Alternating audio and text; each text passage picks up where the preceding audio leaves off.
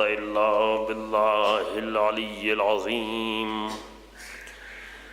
أعوذ بالله من الشيطان اللعين الرجيم. بسم الله الرحمن الرحيم. الحمد لله رب العالمين، والصلاة والسلام على سيد الأنبياء والمرسلين، خاتم النبيين بالقاسم محمد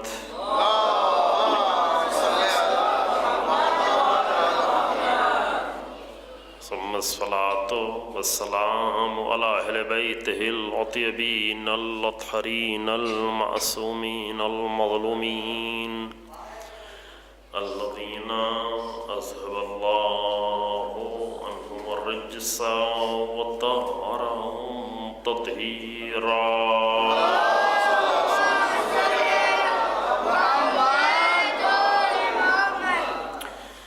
ولعنة الدائمة الباقية على أعدائهم أجمعين. أما بعد، فقد قالت زينب بنت علي عليهم الصلاة والسلام: فوالله لا تمحوا ذكرنا ولا تميتوا وحينا. صلوات محمد.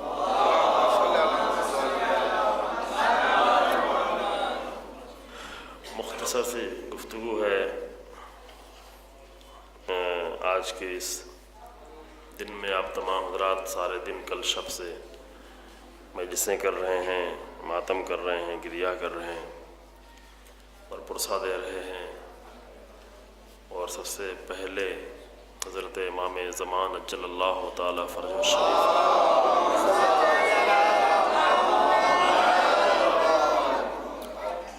خدمت میں آج کی شہادت کی تاریخ پر تسلیت پیش کرتے ہیں آپ سب کی طرف سے، اپنی طرف سے. اور جو کچھ مجلسیں برپا ہوئی ہیں، جس طرح سے لوگوں نے اہتمام کیا ہے، شرکت کی ہے، جو کچھ بھی انجام پایا ہے وہ پروردگار کی بارگاہ میں مقبول ہو انشاءاللہ. جملہ وہی آپ کے سامنے پیش کیا جناب زینب سلام اللہ علیہا کا، کہ جس میں بیوی نے فرمایا کہ خدا کی قسم تم ہمارے ذکر کو محو نہیں کر سکتے، ہمارا ذکر کو مٹا نہیں سکتے، اور ہماری وحی کو تم ختم نہیں کر سکتے. اور آج پوری دنیا اس بات کو ثبوت دے رہی ہے کہ جس کو تم نے قیدی بنا کر دربار میں حاضر کیا تھا، آج کتنے انسانوں کی آزادی کا سبب بنا. وہ روحوں کو آزاد کر رہا ہے، نفسوں کو آزاد کر رہا ہے، انسان کو عزت نفس کا درس دے رہا ہے، اور قیامت تک دیتا رہے گا عزیزوں. کیونکہ انسانوں کو قیدی بنایا جا سکتا ہے، لیکن فضیلتوں کو کبھی قیدی نہیں بنایا جا سکتا. انسانوں کو قید کیا جا سکتا ہے، لیکن شرف کو کبھی قید نہیں کیا جا سکتا. انسانوں کو قتل کیا جا سکتا ہے، لیکن فضائل کو کبھی مارا نہیں جا سکتا. اور امام سید سجاد علیہ السلام نے خود اپنے لیے فرمایا تھا کہ اللہ نے ہمیں فضیلتیں دی، اور جو فضیلتیں اللہ نے دی ہیں اسے کوئی ختم نہیں کر سکتا. یزید کے سامنے جا کر امام نے یہ جملہ فرمایا تھا کہ اوتینا بستہ اوتینا ستن وفضلنا بسب، ہمیں 6 نعمتیں پروردگار کی عطا کی گئی ہیں اور 7 فضیلتیں عطا کی گئی ہیں.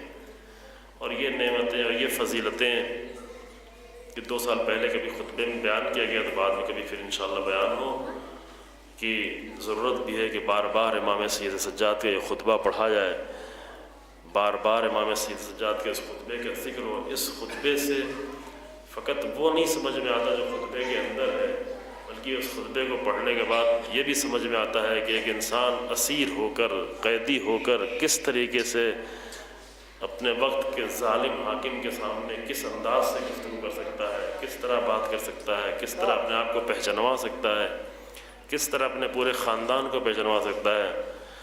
امام نے فضیلتیں بتائیں جو امام کی پوری زندگی جو فضیلتوں سے بھری ہوئی ہے.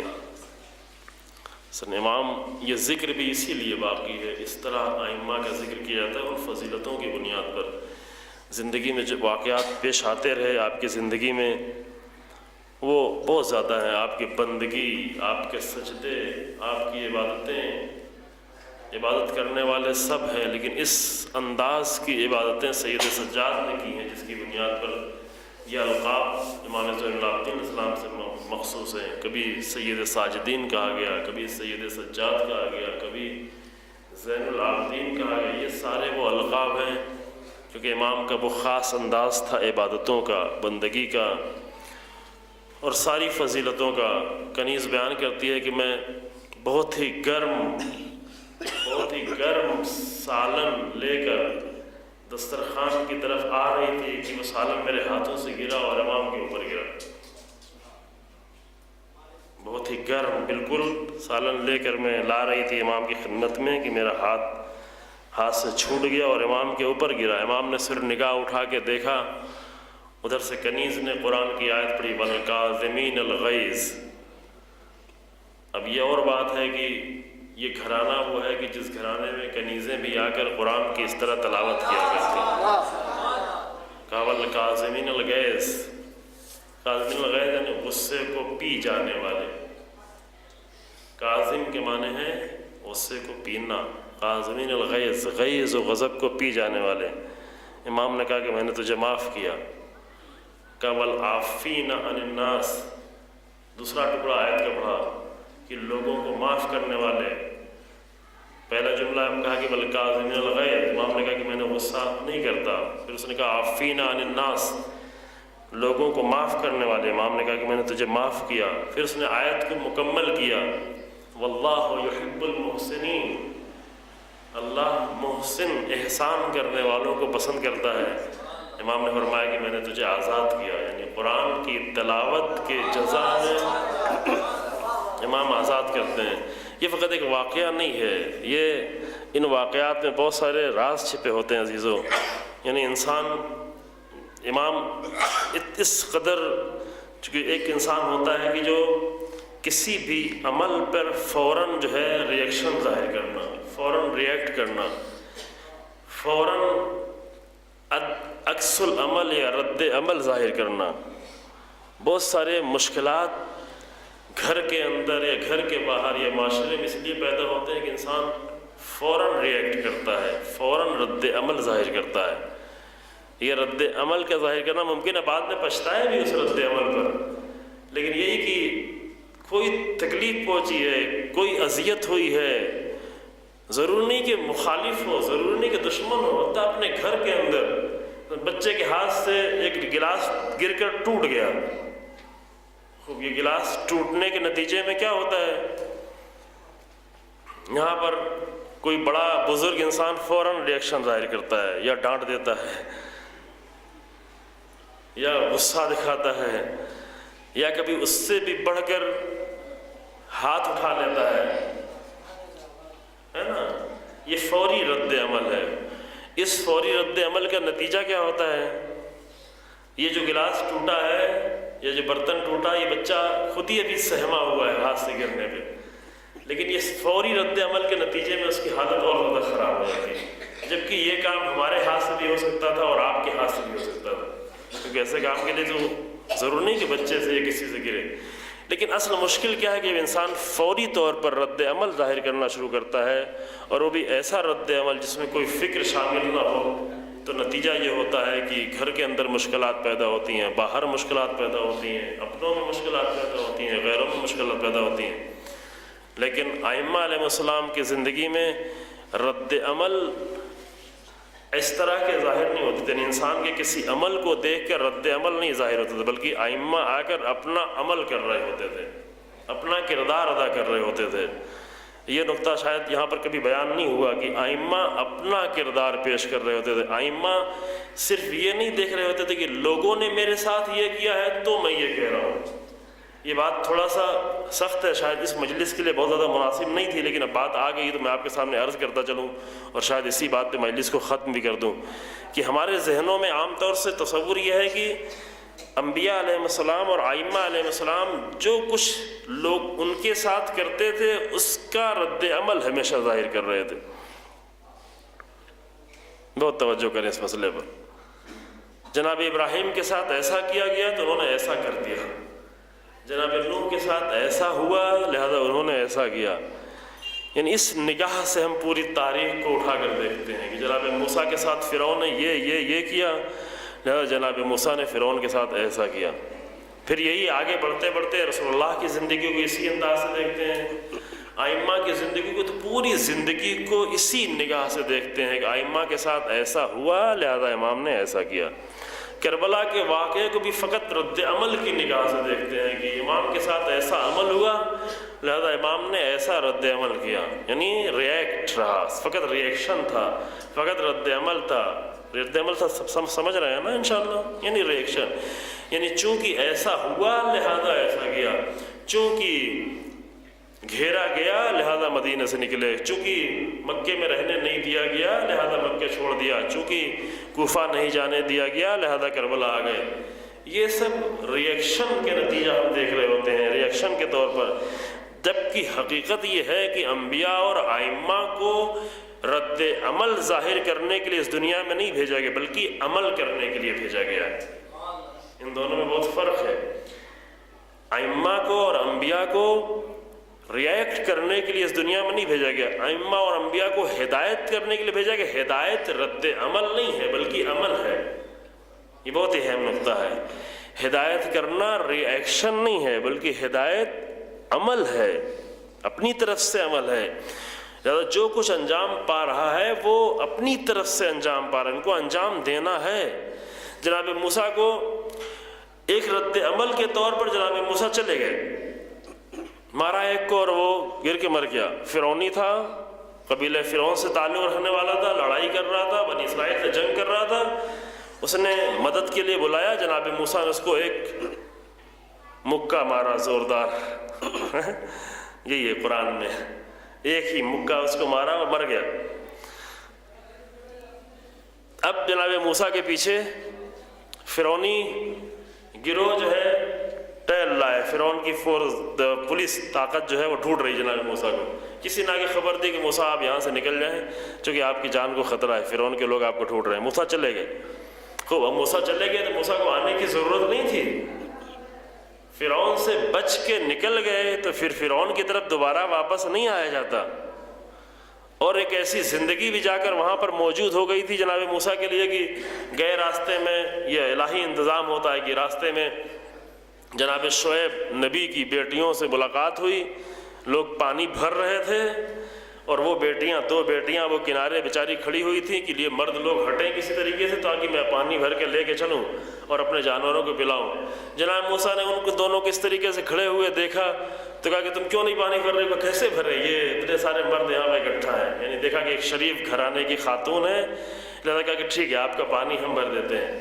پانی بھر دیا اور وہ دونوں بیٹیاں ان کی چلی گئیں. جب وہاں چلی گئیں تو جناب شعیب نے دیکھا تو ان کو تعجب ہوا کہ کیوں جلدی آ گئی میری بیٹیاں آج، چونکہ ہمیشہ دیر میں آتی تھیں. تو کہا کہ ایسا ایسا ماجرا پیش آیا اور ایک جوان نے آ کر ہمارے پانی کو بھر دیا.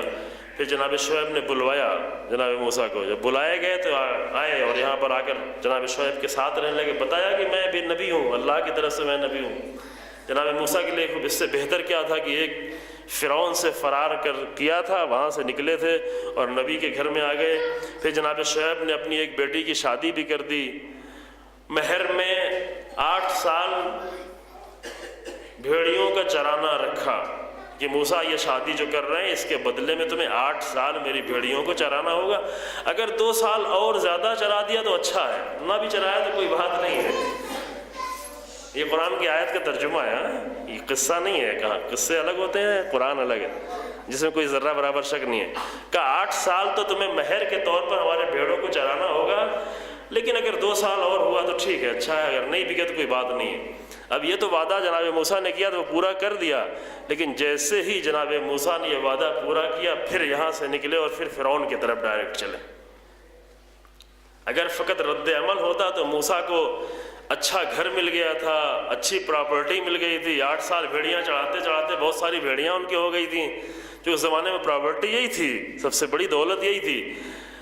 اچھی لڑکی سے شادی ہو گئی تھی، اچھا گھرانہ تھا، سب کچھ تھا، لیکن موسیٰ اس لیے نہیں آئے اس دنیا میں کہ اگر ایک اچھی زندگی گزارنا شروع کر دیں۔ سر موسیٰ جیسے انسانوں کو اس لیے نہیں بھیجا جاتا، لہذا اللہ بھی کہتا ہے موسیٰ نکلو یہاں سے، اور موسیٰ بھی تیار ہیں جانے کے لیے۔ جیسے مدت پوری ہوئی ادھر سے آواز ہے کہ موسیٰ نکلو، اذهب الی فرعون انہ طغی، نکلو کیونکہ فرعون طاغی ہو گیا ہے، طغیان کر رہا ہے فرعون، اور موسیٰ کو بھیجا اس لیے گیا تاکہ طاغیوں کے مقابلے میں اور طغیان کرنے والوں کے مقابلے میں موسیٰ آ کر کھڑے ہوں، موسیٰ آ کر ڈٹ کر کھڑے ہوں۔ امام سید سجاد علیہ السلام جب نکلے ہیں ایک ایسے طاغی کے سامنے نکلے ہیں، ایسا انتظام پروردگار کی طرف سے بہت پہلے سے کیا گیا ہے کہ امام سید سجاد کو ایک ایسے وقت کے طغیان کرنے والے، فرعون سے بھی زیادہ کہیں بدتر طغیان کرنے والے کے سامنے امام خود دربار میں گئے۔ موسیٰ فرعون کے دربار میں گئے تھے اور امام سید سجاد یزید کے دربار میں خود حاضر ہوئے۔ حاضر ہونا تھی، یہ نہیں کہ مجبور تھے۔ اگر مجبوری کا مسئلہ ہوتا تو امام سید سجاد کو امام حسین علیہ السلام نہ لاتے کہ اس بیمار کو یہاں پر نہ لایا جائے، پہلے سے انتظام ہوتا ہے، امامت کو بچانے کے لیے چھوڑ کے آتے نہیں۔ ضروری تھا کہ امام سید سجاد کو یزید کے دربار میں جانا ہو، امام سید سجاد کو شام کی مسجد میں جانا ہو، اور جہاں وہاں پر جا کر امام یہ خطبہ دیں، وہ خطبہ کہ جہاں امام فرماتے ہیں انا ابن مکۃ ومنا، انا ابن مکۃ ومنا، انا ابن زمزم و صفا، میں زمزم کا فرزند ہوں، میں صفا کا فرزند ہوں، میں مروہ کا فرزند ہوں، میں مکہ کا فرزند، فرزند یعنی وارث، میں زمزم کا وارث ہوں، میں مکہ کا وارث ہوں، میں زمزم و صفا کا وارث ہوں، میں منا کا وارث ہوں، میں کعبے کا وارث ہوں، میں رسول اللہ کا فرزند ہوں، میں علی ابن ابی طالب کا فرزند ہوں۔ عرض کیا اس کے پہلے اتنی ساری فضیلتیں امیر المومنین کی یزید کے دربار میں جا کر بیان کی، اور مسجد میں جا کر امام سید سجاد نے بیان کی، کیونکہ مدینہ مسجد شام کے لوگ علی ابن ابی طالب کے جب نام سنتے تھے، جب انہوں نے یہ سنا کہ علی ابن ابی طالب کی مسجد میں شہادت ہو گئی تو کہتے ہیں علی ابن ابی طالب مسجد میں بھی جاتے تھے۔ اللہ اکبر! اس قدر غلط پروپیگنڈے کیے گئے تھے شام میں کہ وہ کہتے تھے کہ علی ابن ابی طالب مسجد میں کس لیے گئے تھے، علی ابن ابی طالب کا مسجد سے کیا رابطہ تھا، مسجد میں کس لیے جانا ہوا تھا علی ابن ابی طالب کا۔ خوب ایسی جگہ پر ضروری تھا کہ جہاں کے شام کے لوگ اس طریقے سے امام علی علیہ السلام کو نگاہ کرتے تھے، ایسی جگہ ضروری تھا کہ آ کر علی سید سجاد آ کر وہ ساری فضیلتیں بیان کریں امیر المومنین کی۔ 72-73 فضیلتیں اس خطبے میں آ کر امیر المومنین کے امام سید سجاد نے بیان کی۔ ایک ہی خطبے میں اس قدر فضیلتیں امام سید سجاد نے بیان کی۔ پورا غوغا ہو گیا، مسجد میں غوغا ہو گیا، مسجد میں ایک ہنگامہ ہو گیا۔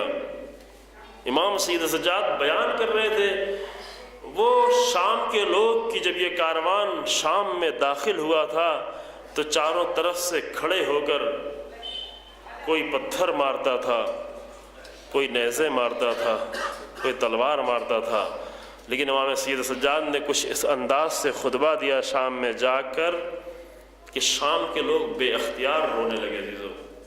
اگر آپ کو یاد ہو خطبہ، بے اختیار شام کے لوگ فریاد بلند کر کر کے رونے لگے۔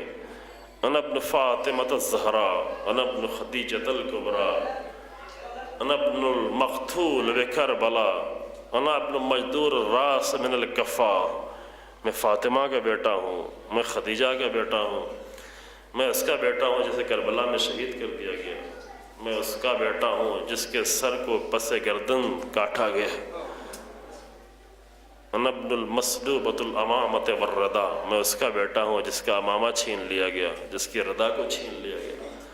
یہ امام خطبہ دے رہے تھے، اور یہ خطبہ دیتے دیتے لوگوں میں اتنی زیادہ فریادیں بلند ہونا شروع ہو گئیں، اس قدر شام کے لوگ، توجہ کریں، اگر کوفے کے لوگ گریہ کر رہے ہوتے تو اتنا تعجب نہ ہوتا کہ کوفے کے لوگ جانتے تھے۔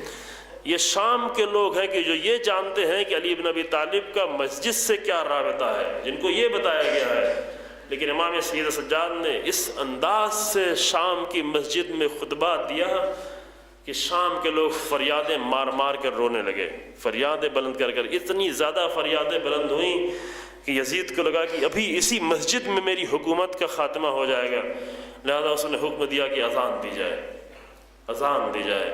اور جیسے ہی اللہ اکبر کی صدا بلند ہوئی، امام سید سجاد نے فرمایا اللہ اکبر من کل شے، اس کی ذات سب سے زیادہ عظیم ہے۔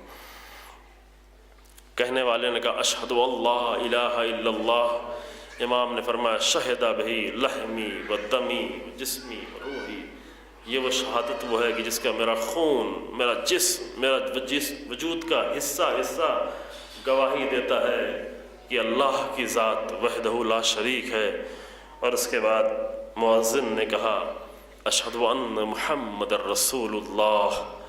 جب یہ جملہ کہا مؤذن نے تو امام سید سجاد نے کہا مؤذن تھوڑی دیر کے لیے ٹھہر جا، اذان کے درمیان میں جو وقفہ ہے تھوڑا وقفے کو اپنے بڑھا دے، تھوڑا رک جا۔ اور اس کے بعد یزید کی طرف مخاطب ہوئے، مخاطب فرماتے ہیں اے یزید یہ بتا دے کہ یہ تیرے جد کا نام ہے، یہ میرے جد کا نام ہے۔ چونکہ شام کے لوگ نہیں جانتے تھے عزیزوں، شام کو لوگوں کو نہیں بتایا گیا تھا کہ یہ رسول اللہ کے نواسے آ رہے ہیں۔ اے یزید یہ بتا دے کہ یہ تیرے جد کا نام ہے، یہ میرے جد کا نام ہے۔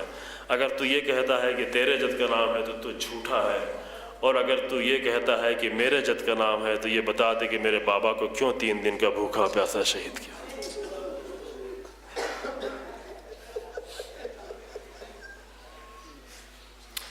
اگر تو یہ بتا، اگر تو یہ کہتا ہے کہ یہ میرے جد کا نام ہے تو یہ بتا دے کہ ہمیں کیوں اس طریقے سے، اس طرح سے اسیروں کی طرح سے قیدی بنا کر لایا گیا، کیوں رسول اللہ کی نواسیوں کو اس طرح دربار میں لایا گیا ہے۔ اور یہ جب جملے امام نے کہنا شروع کیا تو اور فریادیں بلند ہونا شروع ہو گئی، یہاں تک کہ یزید نے صفیں لگوا دی کہ جلدی لوگ نماز کے لیے کھڑے ہو جائیں تاکہ یہ ہنگامہ رک جائے۔ عزیزو وقت گزر گیا لیکن شام والوں کو یہ یاد رہا، وقت گزر گیا لیکن شام کے لوگ کبھی بھی سید سجاد کا خطبہ فراموش نہیں کر سکے۔ سید سجاد کا خطبہ ہی ایسا تھا کہ کبھی فراموش نہیں ہو سکتا تھا، اس لیے کہ شام میں سید سجاد کو اتنی مصیبتیں آئی تھیں، شام میں اتنی تکلیف پہنچائی گئی تھی کہ امام بار بار کہتے تھے الشام الشام الشام۔ کوفے اور شام میں فرق یہ تھا عزیزو کہ جب کوفے میں اہل حرم کا قافلہ داخل ہوا تو لوگ تماشا دیکھنے کے لیے آئے تھے، لیکن اہل حرم کی یہ حالت دیکھی تو رونے لگے۔ اہل حرم کی ایسی حالت دیکھی تو کوفے کے لوگ رونے لگے۔ لیکن جب شام کی طرف یہ قافلہ آیا ہے اور اس قافلے کو اتنی تیزی سے سفر کرتے ہوئے شام کی طرف لایا گیا ہے، آپ کو معلوم ہے کہ کوفے سے لے کر شام تک کا فاصلہ اگر سیدھے راستوں سے جایا جائے تو تقریباً 800-900 کلومیٹر کا فاصلہ ہوتا ہے، لیکن اہل حرم کو سیدھے راستوں سے نہیں لے جایا گیا، چونکہ راستے میں بستیاں تھیں اور انہیں ڈر تھا کہ کہیں لڑائی نہ کی جائے، کہیں جنگ نہ ہو۔ اہل حرم کو بہت دور کے راستے سے لے جایا گیا جو تقریباً 1500 کلومیٹر سے بھی زیادہ کی مسافت ہوتی تھی۔ اللہ اکبر۔ اور آپ کو یہ معلوم ہے کہ اونٹوں پر سفر کرنا کتنا سخت ہوا کرتا ہے۔ اونٹ پر انسان اگر چند کلومیٹر کا بھی سفر طے کر لے تو اس قدر تھک جاتا ہے کہ اس کے لیے پھر طاقت نہیں ہوتی کہ اور کچھ مسافت طے کر سکے، چونکہ اونٹوں کے چلنے کا انداز ایسا ہوتا ہے کہ پورے انسان کے جسم کو جھنجھوڑ دیتا ہے۔ اور یہ ملعون جب کوفے سے چلے ہیں اور شام کی طرف روانہ ہوئے ہیں تو اونٹوں کو اتنی تیزی سے دوڑا رہے تھے تاکہ جلدی سے جلدی اس کاروان کو شام پہنچا دیا جائے اور پہنچنے کے بعد ہمیں انعام مل جائے۔ اور جب یہ اونٹ کا کاروان اہل حرم کو لے کر شام میں داخل ہوا تو 3 دن تک کے لیے شام کے دروازے پہ قافلے کو روک دیا گیا۔ جب آپ کوئی لمبا سفر طے کر کے آتے ہیں، اگرچہ کسی آپ کے سفر میں اتنی تکلیف نہیں ہوتی، لیکن آنے والے کہتے ہیں کہ ابھی مسافر ہے، سفر کر کے آیا ہے، آرام کرنے دیا جائے ہے۔ آرام کرنے دیا جائے۔ کبھی کبھی تھوڑا لمبا سفر ہوتا، کہتے مجلس پڑھنا ہے، کیسے مجلس پڑھیں گے؟ اتنا لمبا سفر طے کر کے آئے ہیں، جبکہ کوئی مشکل نہیں ہوتی، آرام کا سفر ہوتا ہے، ایئر کنڈیشن ہوتا ہے، لیکن اللہ اکبر اتنے دنوں کا اونٹوں کا سفر طے کر کے جب اہل حرم کو شام میں لایا گیا تو یہ نہیں کہ کہیں پر آرام کرنے کے لیے تھوڑی سی جگہ دے دی جائے، بلکہ 3 دن تک قافلے کو ٹھہرایا گیا، اور 3 دن کے بعد جب یہ قافلہ شام میں داخل ہوا تو پورے بازاروں کو سجایا گیا تھا۔ امام سید سجاد سے جب پوچھا گیا اے مولا آپ بار بار شام کا ذکر کیوں کرتے ہیں، تو امام نے فرمایا کہ جب ہم شام میں داخل ہوئے تو لوگ چاروں طرف سے تیر و تلوار و خنجر لے کے کھڑے تھے، جس کے دل میں جو آتا تھا وہ مجھے مارتا تھا، کوئی پتھر مارتا تھا، کوئی تیر مارتا تھا، کوئی تلوار مارتا تھا، چھتوں کے اوپر سے آگ گرائی جا رہی تھی، ایک آگ کا ٹکڑا میرے سر پہ امامے میں گرا، میرے ہاتھ بدھے ہوئے تھے، میں اسے ہٹا نہ سکتا تھا، امامہ جلتا گیا، سر زخمی ہوتا گیا۔ عزیزو، شام میں جو بھی اہل حرم آئے تھے سب کی چند سالوں بعد شہادت ہو گئی، کوئی 2 سال بعد، کوئی 3 سال بعد، بس چند جملے عزیزو۔ آج شہادت کی شب ہے، آج شہادت کی رات ہے، آپ اس کو یاد کر رہے ہیں جس کے اوپر سب سے زیادہ مصیبت پڑنی، کوئی 2 سال بعد، کوئی 3 سال بعد، کوئی چند سالوں بعد اس دنیا سے گزر گیا، لیکن اللہ سید سجاد نے 36 سالوں تک کبھی کربلا کو یاد کیا، کبھی کوفے کو یاد کیا، اور کبھی شام کو یاد کیا۔ وہ شام کا بازار، وہ شام کا دربار جہاں سروں کی نمائش کی جائے۔ اِنَّا لِلَّهِ وَإِنَّا إِلَيْهِ رَاجِعُونَ۔ سَيَعْلَمُ الَّذِينَ ظَلَمُوا أَيَّ مُنقَلِبٍ يَنقَلِبُونَ۔ پروردگارہ ہمارے اس مختصر سے عمل کو قبول فرما، پروردگارہ ہمیں بہتر سے بہتر طور پر عزاداری حسین ابن علی کرنے کی توفیق عطا فرما، پروردگارہ ہمارے گناہوں کو معاف فرما، پروردگارہ کلمہ حق کو عزت و سربلندی عطا فرما، کلمہ باطل کو نیست و نابود فرما، امام زمانہ کے ظہور میں تعجیل فرما، اور ہمیں امام کے امن و انصار میں شمار فرما۔ آپ حضرات سے گزارش ہے کہ ایک سورہ فاتحہ کی تلاوت فرما کر مرحوم میر حیدر حسین ابن میر اسد اللہ حسین، مرحومہ شہرزاد بیگم بنت مرحوم صفدر حسین، مرحومہ حسینیہ بیگم بنت صفدر حسین، مرحوم میر راشد علی ابن نبی جان، مرحومہ رضیہ زہرا، اور مرحوم مرزا احمد بیگ، مرحومہ قمر النساء، اور تمام مومنین و مومنات جس دنیا سے گزر چکے ہیں ان کی روح کو ارسال۔